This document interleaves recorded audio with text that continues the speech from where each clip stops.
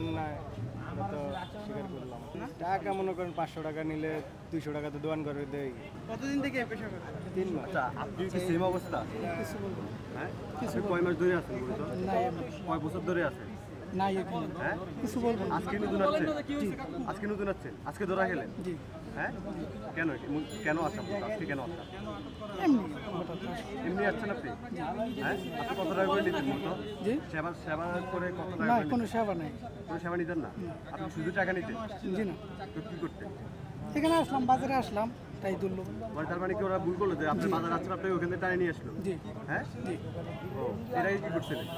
এর আগে কিছু করি হ্যাঁ, করিনি। ওদের সাথে কি?